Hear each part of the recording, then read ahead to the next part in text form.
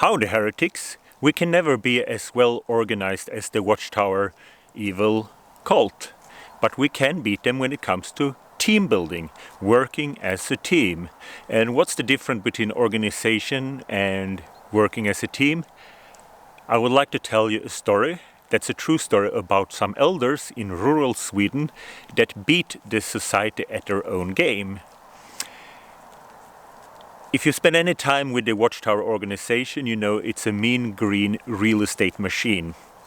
They're building and selling and building and flipping properties. And they're really good at it. I spend a lot of time working with the society, and the people on Bethel, they're running a really good organization. If you want to be approved for working a Kingdom Hall construction in Sweden, first you have to be approved by the elders, then you have to be approved by Bethel, and then on every construction you have to apply at least 3 months ahead, and you have to be approved and approved and approved. And it's a really complicated system, but it works really well, and they are spitting out Kingdom Halls, or at least used to spit out Kingdom Halls. And there was one congregation in rural Sweden, they wanted to build a Kingdom Hall. And the society said no, because they said we don't have the capacity to organize this for you. So what the brothers did, and this is a true story, they just made a blueprint on their own, and they sent out this blueprint to different people they knew were good tradesmen, and said, could you come and help us with this? Could you be in charge of electricity? And some witnesses, they said, well, unless it's the Bible and Tract Society that arranging this, I will not come. So some people made a choice not to come. But a lot of people said, yes, of course. And so you look at the blueprint and they said, can you be the foreman? Yes. Can you bring as many carpenters as you think you need? And they did.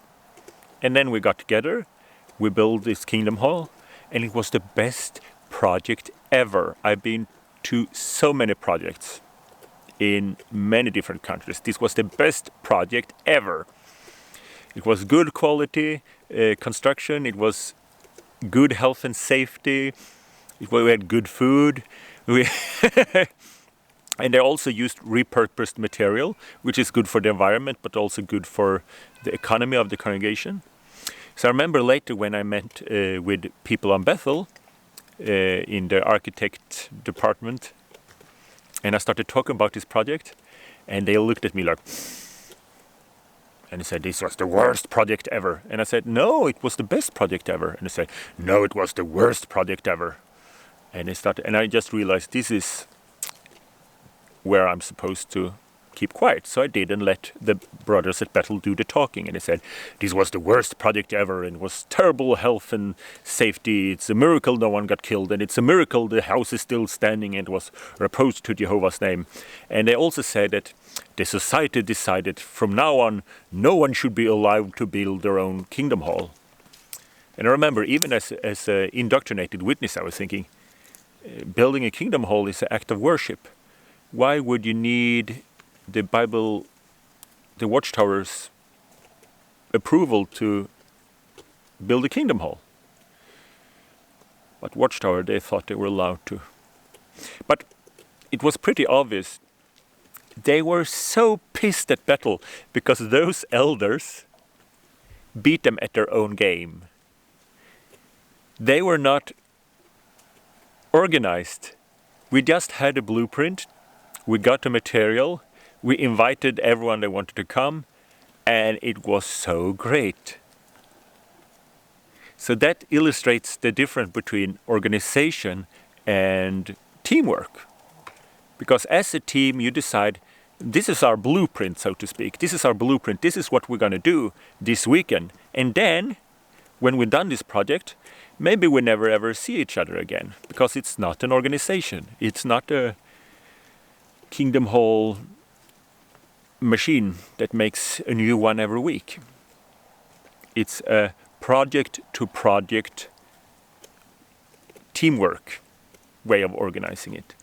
So, and I think that's how we must do if we're going to beat the society. We can never beat them.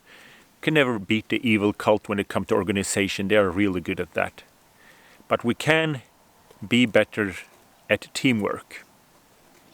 So when I get invited to a protest, I ask them, what's your blueprint? What's your message? What's your overall media strategy? Will you have politicians present? Do you have checked with the lawyers? Do you want to change legislation? And then I take a decision. Do I want to support this or not? And believe it or not, sometimes I don't go there. But if I do go there, I work as a team player within the blueprint. And the reason why I want to make this video is because Sam Young and his team, they put in a lot of work in this children's march in Salt Lake City. Protect every child.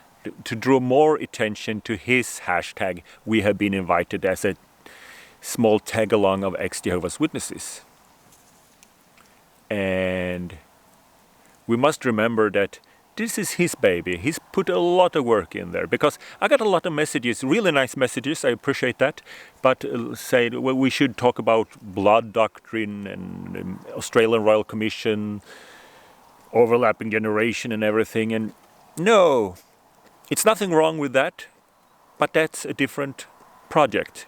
We can have a protest for this, a protest for that, but this time we've been invited by Sam Young, and we should respect the work he put into this.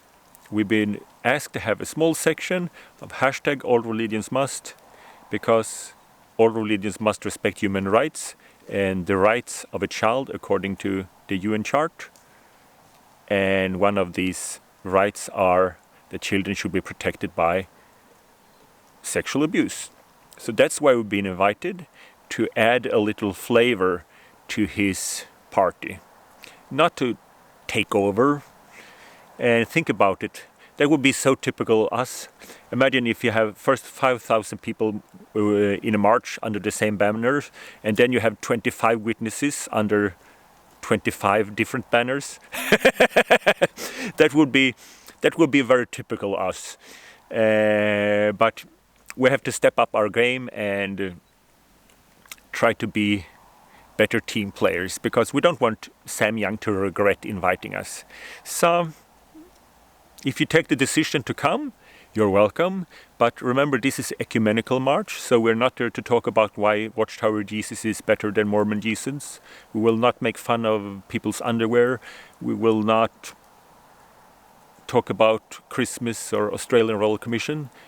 The main theme is protect every child. So we respect the blueprint, and then we can have new projects with other themes. So, project to project. That's the way how we will beat the society, and they can be as organized as they want to. We'll beat them anyway. So, these are my goats. I'm having a wonderful day today. This is Neil Gardner. So we're just chilling. Been working all day. So when it comes to the protest in Salt Lake City, we ordered t-shirts and signs, hashtag all religions must. I asked if people could help me, because I'm burning my candle in both ends now. I've been on 3 protests this year. I'm gonna one more, and it's a lot of making videos. Takes a lot of time, much more than you can imagine, but it really doesn't cost as much, more than the time I spend. But going on protest and signs and stuff, it's always more expensive than I had to buy. When I was in London, I had to buy an extra ticket because the driver thought I was going to Heathrow instead of Gatwick, so I had to pay £600 for a new ticket.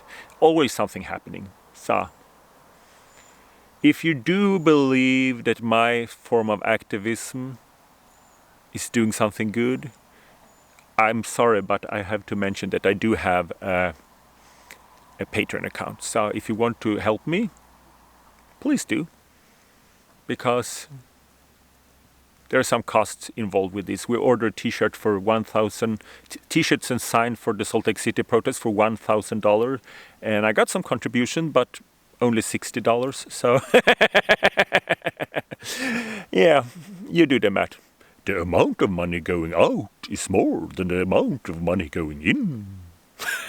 So, But this is a great day to be alive, and I hope Sam Young won't regret asking us for help. I hope we will step up our game and do a great protest. #protect every child. So, see you in paradise.